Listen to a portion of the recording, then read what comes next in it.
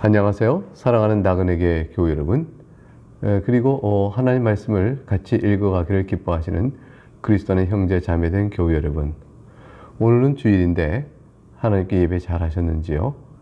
하나님께 드리는 예배를 통해서 여러분 모두가 이 땅에 사는 동안에 나그네 길을 가고 있지만 신령한 하늘의 양식을 받으셔서 풍성한 믿음의 활력으로 주님께 영광을 돌리고 여러분은 지극히 평강을 누리는 복된 신앙의 인생길을 걸어갈 수 있기를 주의 이름으로 축복합니다.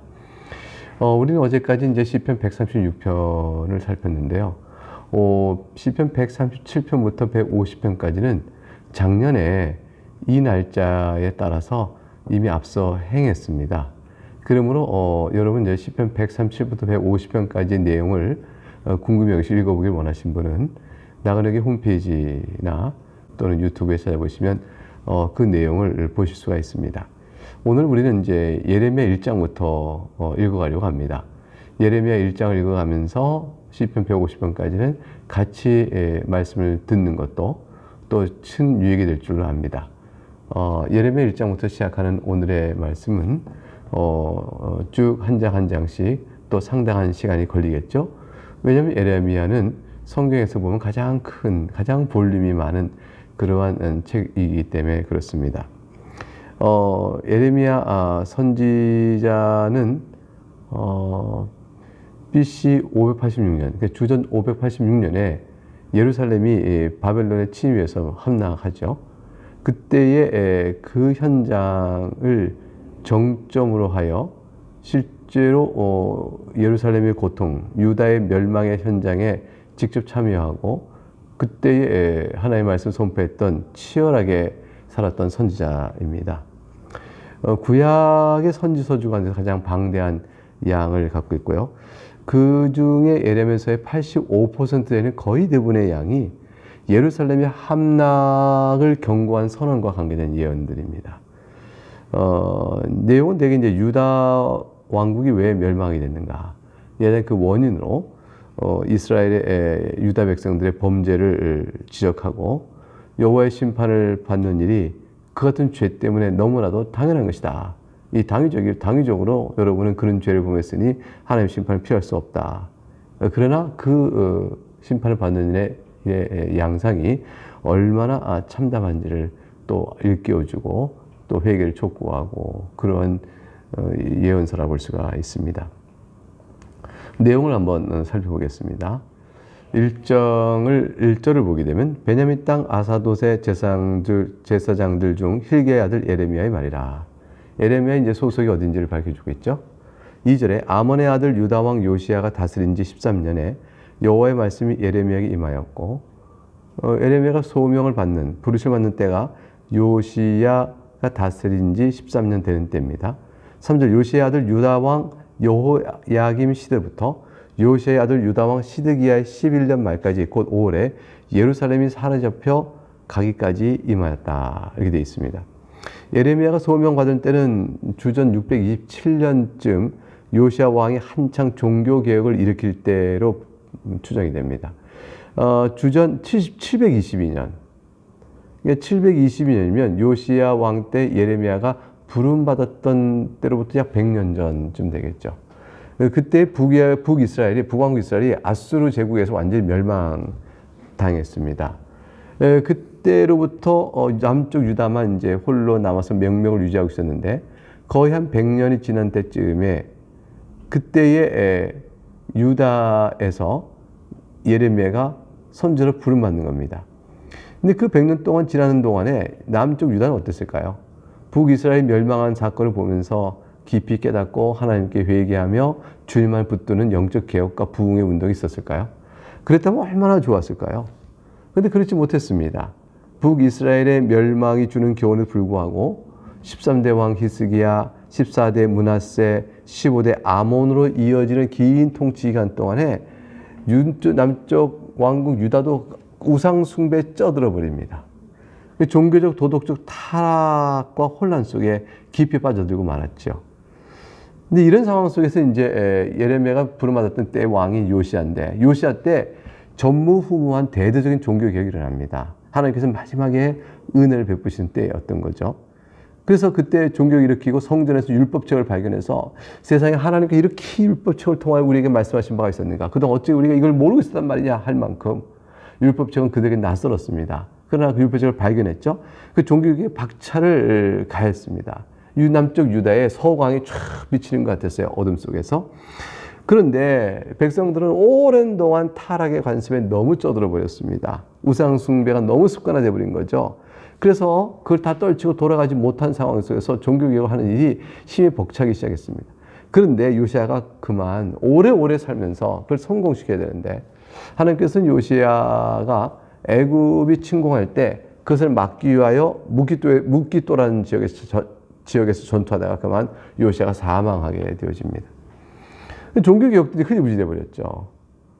그러고 나서부터는 다시 남쪽 유다는 새로운 소망의 빛을 못 갔습니다. 그래서 오히려 이제 18대 여호야김 왕은 하나님 말씀을 전하는 선지자를 박해하고 하나님 예언의 두루마리를 하나님 예언에 담겨 있는 두루마리를 다 불태워버리고 여호와의 신앙을 떠나버렸습니다. 결국 그렇게 되니까 어떻게 되겠어요? 주전 586년 그때 바벨론은 4차 침공을 받아서 바벨론의 4차 침공을 받아서 예루살렘은 느부갓네살이라는 그 유명한 왕 바벨론 왕에 의해서 완전히 멸망해 버렸죠. 이때에 바로 그때쯤이 되는 상황을 앞두고 하나님께서 예레미야를 부르시어 유다 왕국의 회개와 심판 그리고 회복을 예언하게 하신 것입니다. 이제 4절부터 10절을 보게 되면 예레미야를 부르시는 내용이 나옵니다. 하나님께서 예레미야를 어떻게 부르시나 볼까요? 4절 여호와의 말씀이 내게 임하니라 이르시되 내가 너를 모태에서 짓기 전에 너를 알았고 네가 배에서 나오기 전에 너를 성별하였고 너를 여러 나라의 선지자로 세우노라 하시기로. 하나님께서 예레미야 선지자를 불러 자신의 종으로 삼으시는데 이미 주님께서 하신 말씀이에요. 모태에서 너희가 있기 전부터 내가 알았다. 네가 어미 배에서 나오기 전에 내가 이미 너를 거룩히 구별하여 선지자로 삼기로 내가 하였고 그래서 여러 나라의 선지자 삼았다. 하나님의 예레미야를 선택하여 부르시는 소명은 아주 오래전부터 하나님이 작정해 한 것이었습니다. 스스로 내가 선지자 되겠다 이렇게 나올 수가 없는 것이죠. 예레미야 한 하나의 마음이 아주 극진했고, 그러니까 예레미야 하는 마음이 참으로 특별했고, 그리고 이제 예레미야에게 준 소명도 특별했습니다. 근데 이제 6절과 8절에 보게 되면 예레미야가 이 소명을 사용합니다. 그래 하나님께서 각본적 명령하시죠. 내용을 보실까요? 6절 내가 이르되 슬프도소이다. 주 여호와여 보소서 나는 아이라 말할 줄 알지 못하나이다. 이렇게 말합니다. 슬프도소이라는 것은 하나님 주신 사역이 너무나 커서 제가 감당할 능력이 안 됩니다. 저를 여러 나라 열방의 선지자로 세우시다니요. 이 나라 이 유다 백성도 하나님의 말씀을 떠났는데 하물며 열방에 가서 선지자로 제가 선포한다는 것이 얼마나 그게 가능하겠습니까? 저로서는 감당이 안 되는 일이니 참으로 주께서 저 같은 자에게 아이와 같은 저자에게 저에게 이러한 사명을 맡기신 슬픕니다. 저는 아이라 말할 줄도 모릅니다. 예레미야가 실제 아이인 것은 아니에요. 18세 내지 20세 정도 됐습니다. 아이가 결코 아니죠. 18세, 20세는 얼마나 건장한 청년이에요. 그런데 본인이 아이에 빗댄 것은 자기가 이것을 감당하기에 능력이 없다는 사실을 말하기 위한 것이었죠. 7절에 하나님께서 이렇게 말씀하십니다. 너는 아이라 말하지 마라. 내가 너를 누구에게 보내든지 너는 가며 내가 네게 무엇을 명령하든지 너는 말할지라. 내가 보낸 대로 가서 내가 너에게 명령한 대로 말을 하라. 네가 이렇게 말했을 때, 가서 말했을 때 너의 말을 듣지 않고 너를 해칠 것이며 하나님의 말씀을 불순종한 저들에게 말해봐야 무슨 소용이 있겠습니까? 라고 말하지 마라. 왜냐하면 8절에 너는 그들 때문에 두려워하지 마라. 내가 너와 함께 하여 너를 구원하리라. 나 여호와의 말이니라. 그랬습니다. 모세도 이제 바로에게 보낼 때 하나님께서 모세가 자기가 입이 둔하여 말할 수 없습니다. 저는 입이 둔한 자니 말할 수 없습니다. 이렇게 말했었죠. 소명이 너무나 겁이 났던 거죠. 그 당시 애굽의 왕 바로 앞에 가서 말한다는 게 그게 어디 쉬운 일이겠어요? 마찬가지로 예레미야 똑같은 반응을 보이는 것입니다. 그런데 하나님께서 행하실 것이므로 너는 가라고 말씀하세요. 예레미야에게 말씀하셨죠. 내가 너와 함께 할 것이다. 그러니 너는 두려워하지 마라. 네가 말하고자 하는 것은 내가 말하는 것이며 네가 행하고자 하는 것은 내가 하는 거 행할 터이니 너는 두려워하지 마라. 내가 너와 함께 할 것이라. 9절부터 10절에 보면 이제 하나님의 말씀을 선포하도 그래서 위임을 주시는 내용이 나옵니다. 하나님의 강권적인 이제 위임이죠. 그래서 9절에 보니까 여호와께서 그의 손을 내밀어 내 입에 대시며 손을 내 입에 탁 대셨어요. 여호와께서 내게 이르시되 보라 내가 내 말을 내 입에 두었노라. 하나님께서 그 하실 말씀을 예레미야 입에 넣어 두셨습니다. 보라 10절 내가 오늘 너를 여러 나라와 여러 왕국 위에 세워 네가 그것들을 뽑고 파괴하며 파멸하고 넘어뜨리며 건설하고 심게 하였느니라 하시니라. 사랑하는 교회 여러분, 어떻게 예레미야가 가서 말하기도 어린아이 같습니다라고 했는데 예레미야가 여러 나라 여러 열방들의 나라에 가서 그것을 뽑고 파괴하며 파멸하고 넘어뜨리고 또 그것도 건설하고 심게 하는 일들을 다 할 수 있을까? 이건 뭐 예레미야가 어떻게 이 일을 감당할 수 있겠어요? 근데 이것은 하나님께서 하신 일이죠. 열방 가운데 가서 그 영적 도덕 타락이 몹시 심했습니다. 남쪽 유다가 그들을 본따서 하느라고 타락했는데 본래 타락의 본산지인 열방의 오직이나 하겠어요. 그들의 영적 도덕 타락이 매우 심했죠. 그러니까 그것들을 향하여 예레미야를 통해 하나님께서 심판의 메시지를 전합니다. 심판의 메시지를 전하지만 예레미야 그것까지예요. 예레미야 역할은. 심판의 메시지를 전하는데 그 말씀이 응해져 버리는 거죠. 하나님께서 그 말씀대로 예레미야 입에 넣어준 말대로 실행하시니까 그게 응해지니 예레미야가 뭐라 했어요? 너희가 토록 도덕적 영적 타락가 있으니 여호와 하나님께 너희를 심판하실 것이고 너희를 멸망할 것이라 이렇게 말을 전할 때에 그 말이 그들을 응하여 지니 과연 여러 나라와 여러 왕국들이 뽑히고 파괴되고 파멸되고 넘어뜨려집니다. 이 일들이 이루어진 것이죠. 그래서 예레미야는 단지 하나님의 메시지를 받아서 선포했을 뿐이지만 그러나 그 일을 행하신 주님이신데 지금 10절에서는 하나님께서 말씀하기는 내가 너에게 준 말대로 내가 행할 것이므로 이런 일이 있을 것이면 네가 그걸 하는 것이다 라고까지 주체적인 입장을 예레미야에게 둬서 하나님께서 이 약속의 확실성을 말씀해 주고 있는 겁니다. 이것을 이제 예레미야가 확신할 수 있도록 11절부터 16절에 가면 환상을 보여주십니다. 환상을 보니까요. 11절에 여호와의 말씀이 또 내게 임하니라 이르시되 예레미야야 네가 무엇을 보느냐 하시며 내가 대답하되 내가 살구나무 가지를 보나이다. 살구나무 가지가 이 환상이 도대체 무엇을 뜻하는 것일까요? 12절 여호와께서 내게 이르시되 네가 잘 보았도다. 이는 내가 내 말을 지켜 그들을 이루려 함이라 하시니라. 살구나무 환상의 뜻은 내가 내 말을 지켜 그들을 이룰 것이라는 약속, 확실성을 보여주는 환상이었어요. 살구나무가 왜 그런 뜻을 담고 있는 환상일 수 있을까? 이제 주석학자들은 연구를 했죠. 살구나무라는 이름의 히브리어, 구약 언어 히브리어가 그게 히브리어의 원어, 어원을 보게 되면 그 어원은 동사, 경계하다, 망보다의 뜻을 가진 동사에서 나온 그걸 어원을 갖는 단어가 살구나무라는 이름의 뜻을 가진 히브리어가 됩니다. 그러니까 살구나무의 환상이라는 것은 보라 내가 경계하고 망볼 것이라 라는 뜻을 보여주는 환상이라는 것이죠. 어떤 뜻일까요? 하나님께서 예레미야에게 말씀하신 모든 선포된 말씀이 정말로 이루어질 것임을 내가 경계하고 보겠다. 이런 뜻으로 전해주신 거예요. 그러니까 하나님께서 약속하신 말씀이 과연 이루어지는 것을 끝까지 지켜봤다는 말씀은 하나님께서 스스로 반드시 이룰 것이라. 그래 예레미야야 너는 마음에 근심하지 마라. 확신을 가지라. 이런 뜻의 환상을 보여준 것이죠. 그래서 살구나무는 또 모든 것이 다 죽은 듯한 겨울이 지나자마자 제일 먼저 하얀 꽃망울을 다 터뜨리고 만개하는 나무라고 합니다. 그러니까 더 이상 하나님의 말씀이 이루어질 것 같지 않은 불가능한 상태 같은 사람이 보기에는 그런 상태에도 제일 먼저 살구나무가 겨울 지나면서 꽃망울을 다 맺고 만개하는 것처럼 그러한 죽음의 겨울 시기 같은 때에도 하나님께서는 잊지 않고 때가 되어짐에 그 약속을 반드시 이루신다. 그래서 살구나무 환상은 내가 너에게 한 말을 반드시 이룰 것이니 두려워하지 마라. 담대하라. 이런 말씀이 되는 것이죠. 13절에는 또 다른 환상을 보여줍니다. 이건 이제 예레미야의 메시지와 관계된 거예요. 앞에 살구나무는 메시지를 전하는 자의 확신을 주는 거라면 13절의 또 다른 환상은 메시지 내용과 관계된다고 할 수 있습니다. 여호와의 말씀이 다시 내게 임하니라. 이르시되 네가 무엇을 보느냐? 대답하되 끓는 가마를 보나이다. 그 윗면이 북에서부터 기울어졌나이다 하니 여호와께서 내게 이르시되 재앙이 북방에서 일어나 이 땅의 모든 주민들에게 부어지리라. 이 가마솥이 쫙 있는 건데 이것이 펄펄펄 끓습니다. 펄 끓는 가마솥이 윗면에서도 북쪽에서부터 기울어졌으니 그 남쪽으로 확 뜨거운 물이 이제 가마솥에 뜨거운 물이 쏟아지게 되어진 거죠. 이게 펄펄 끓는 기름과 물 같은 게 확 남쪽 쏟아지면 남쪽에 있는 건 어떻게 되겠어요? 그 뜨거운 물과 기름 때문에 다 타 죽고 비참하게 멸망하지 않겠어요? 그러니까 이것은 남쪽 유다의 심판을 보여주는 환상인 것입니다. 그래서 14절에서 하나님께서 설명해 주셨죠. 재앙이 북방에서 일어나 이 땅의 모든 주에게 부어질 것이라. 그래서 15절에 그걸 실행하기 위해서 하나님 이렇게 말씀하시네요. 더 구체적으로 풀어주셨어요. 내가 북방 왕국들의 모든 족속들을 부를 것인즉 그들이 와서 예루살렘 성문 어귀에 각기 자리를 정하고 그 사방 모든 성벽과 유다 모든 성읍들을 치리라 여호와의 말이니라.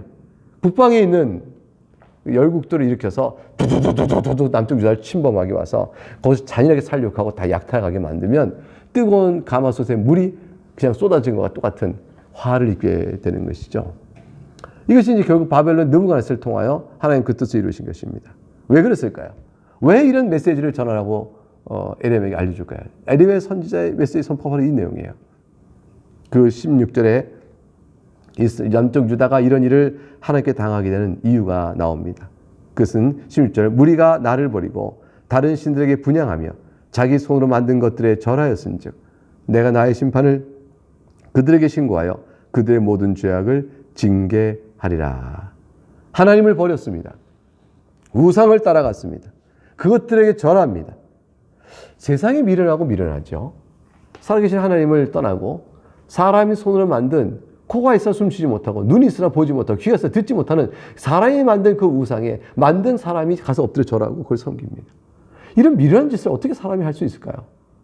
그거는 보이지 않는 하나님을 믿지 못하고 보이는 우상이라도 마음을 의지하는 타락상 때문에 그렇습니다. 인간은 그렇게 보이지 않는 하나님을 믿지 못합니다. 여러분, 하나님이 우리 눈에 보이지 않으십니다. 그래서 살아계시잖아요. 천주 창조주시 영원토록 생명의 주인이시잖아요. 여러분 그거 믿으시죠? 하나님께 기도하시면 답을 얻습니다. 하나님의 말씀을 사모하여 기도해 보십시오. 말씀의 은혜를 깨닫게 되면서 여러분 심령이 살아나게 되어집니다. 살아계신 하나님께 찬송을 올리게 되어지죠. 저들은 그렇지 못했어요. 눈으로 보이는 조각으로 만든 우상에 그만 섬기고 절을 했습니다. 그리고 하나님께서 언약을 파기한 저들에게 심판을 선고하고 내가 죄악을 징계하리라 말씀하지 않겠습니까? 그 죄악의 징계가 북방의 나라를 일으켜서 그냥 뜨거운 물을 부으시는 것이었어요. 저들로 하여금 여호와와 유다의 모든 성, 여호와에 계신 예루살렘과 유다의 모든 성을 다 칼로 치도록 하는 것이었습니다. 예레미야가 얼마나 무서웠을까요? 얼마나 무섭겠어요. 이 예언이 반드시 성취한다는 거 아니에요? 살고 나면은 내가 한 말이 성취될 것이라.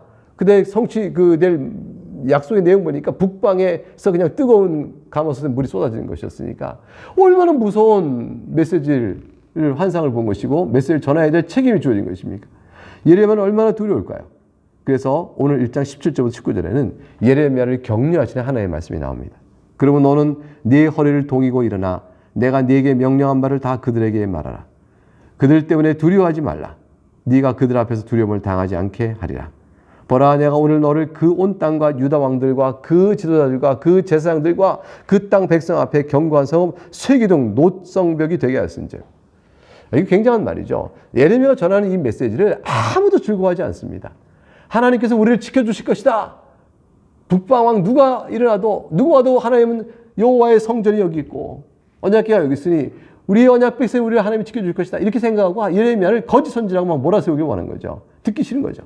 하나님 우리를 치시다니 말이 되는가. 그래서 그들이 막 예레미야를 공격합니다. 하나님께서 말씀하십니다. 두려워하지 말라고 그랬어요. 그들 앞에 두려워하지 말라. 그 땅에 유다 왕들 두려워하지 말고 그 땅의 방백들 지도자들 두려워하지 말고 제사장 두려워하지 말고 그 땅의 백성 두려워하지 마라. 저들이 너를 칠 것이지만 내가 저들 앞에서 너를 견고한 성읍이요 쇠기둥이요 노성벽이 되게 하겠다. 그러니까 어떠한 공격도 다 막아낼 만한 견고한 요새여 방호를 쳐주겠다는 것이죠. 하나님께서 노성벽 쇠기둥 같은 것을 막아주겠다. 견고한 성을 막아주겠다는 것은 저들의 예레미야를 향한 공격이 얼마나 심할 것인가를 또 역으로 보여줍니다. 저들이 그냥 예레미야를 향하여 막 공격해 올 것이 너무 극심하니까 그것을 막아내는 것은 견고한 성읍이요 녹기둥이요 쇠기둥이요 노성벽으로 다 막지 않으면 막을 수 없는 강력할 것입니다. 그러나 하나님께서 지켜주십니다. 예레미야에게 말합니다. 견고한 성읍이요 쇠기둥 노성벽이 네가 저들 앞에서 되게끔 하였은즉 그들이 너를 치나 너를 이기지 못할 것이다. 노성벽을 치지만 성벽을 무너뜨리지 못합니다. 무너뜨리지 못하는 것이죠. 이는 내가 너와 함께하여 너를 구원할 것임이니라 여호와의 말이니라. 하나님께서 예레미야를 보호해 주셨어요. 그래서 하나님께서 예레미야에게 맡기신 모든 사역을 다 감당케 하십니다. 그리고 예레미야는 거의 40년 세월 동안 선지자의 사명을 잘 감당할 수가 있었던 것입니다.